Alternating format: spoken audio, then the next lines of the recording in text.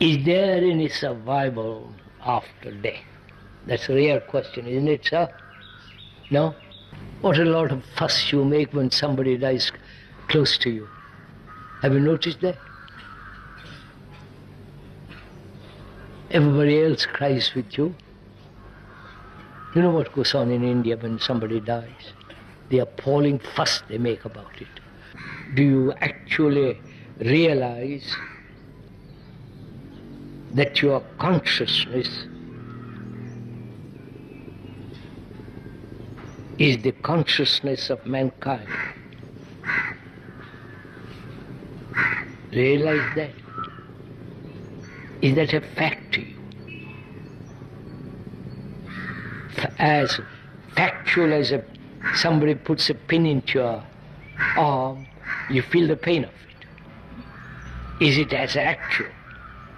Not the pain, but the fact.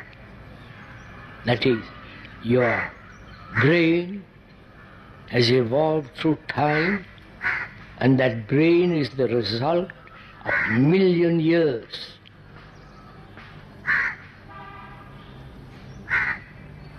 And that brain may be conditioned if it lives in one part of the world, right, under a different culture, different climate, different.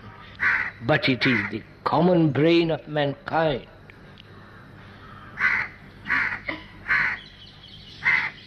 Right? Be quite sure of that. It's not your individual brain. That brain has inherited various responses, right? That brain with its gene, which is also partly inheritance, partly of time, that is the common factor of mankind, right? Do you understand this? So it's not your brain. Thought may say it's my brain. Thought may say I am the individual. Right? That's our conditioning. Are you an individual? Go into it, sirs. Are you an individual? You have a name. You have a different form, different name, different form. A different face. Short, tall, dark, etc., etc. Does that make individuality? Does it, you are belonging to a certain type of, or a group, or a community, or a country, does that make you different? Or make you an individual? You come on, some move.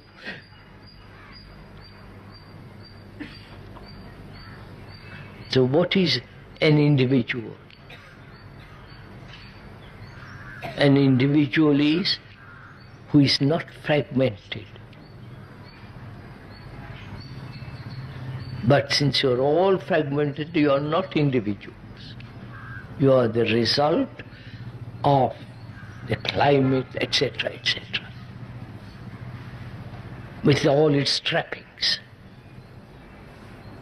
So if that fact is soaked into your blood, that is a fact. You may consider yourself in, but that's merely the expression of thought. Thought is common to all mankind, based on experience, knowledge, memory, stored up in the brain. Right? The brain is the center of all the sensory responses, which is common to all mankind.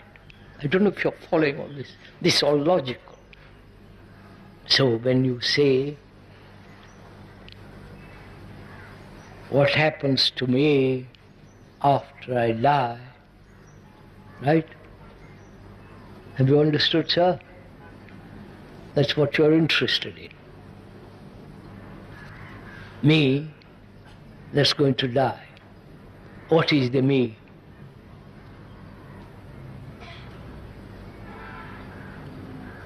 Your name, how you look, how you are educated, the knowledge, right?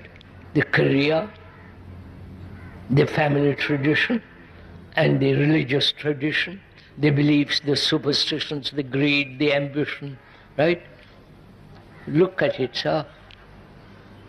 All the chicanery that goes on, the ideals that you have, all that is you, right? Which is your consciousness. That consciousness is common to all mankind, because they are also greedy, they are also envious, right? They are frightened, they want security, they are superstitious, they believe in one kind of God and you believe in another kind of God. Some are communists, some are socialists, some are capitalists, right?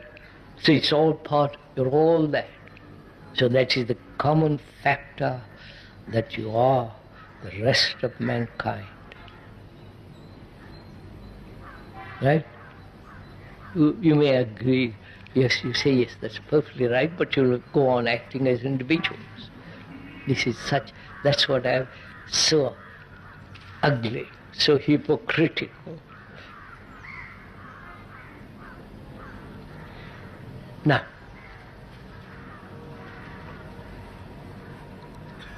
what is it that dies? You follow what I've... If my consciousness is the consciousness of mankind, modified, etc., etc., it's the consciousness which is, I think, is me, is the common consciousness of man, right? Then what happens when I die? The body is burnt or buried or burnt up in an accident. What happens? The common consciousness goes on. I wonder if you realize it. Therefore, when one sees there is a perception of that truth, then death has very little meaning.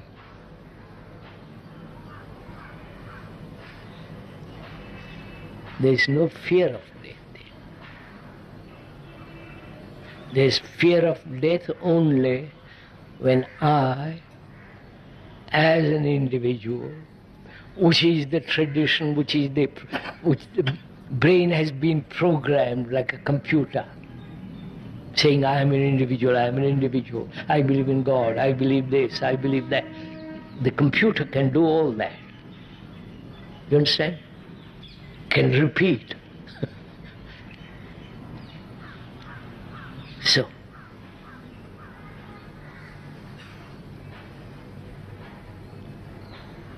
you see, sirs, there's one factor that you miss in all this. Love knows no death.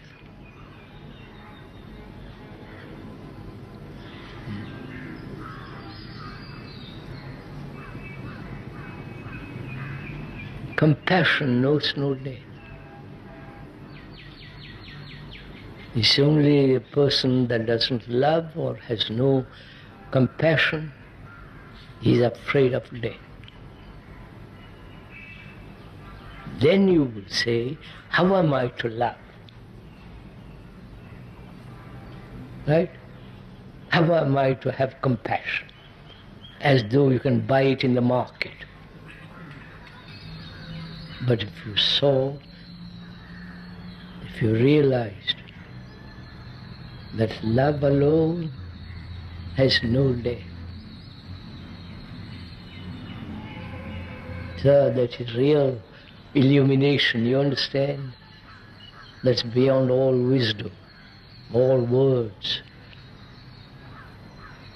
all kinds of intellectual trappings. We live on other people's ideas. We never read the book which is ourselves. We are the history of mankind. Right? That's obvious. That book is us. And to read that book carefully, never skipping a word, a page, a chapter, but to read the whole book. And the reading of that book cannot be taught by another. No guru, no savior, no master, no psychologist, no professor. Nobody is going to help you read that book. That's the first thing to realize. That you are to read that book by yourself, which is you. You are that book, to read that.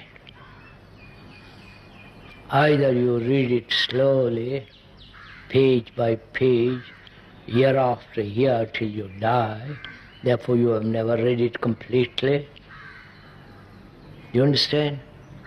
Or you read it with one glance, the whole book. And that can be done only when the brain is so sharp, so alert,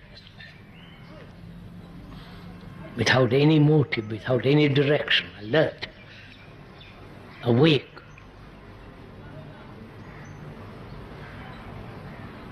In which there is no contradiction, no sense of hypocrisy. Then you can read that book without even looking at it. The book is over. Then you will find out for yourself what lies beyond the book.